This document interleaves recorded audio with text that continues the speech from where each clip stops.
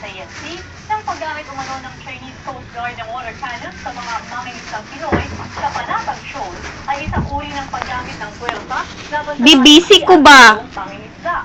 Isa umano itong paglabag sa UN Code of Conduct. Dagdag pa ni Roque, dapat ngayong Luzon Saman! International Tribunal ang gusto Ang sabi?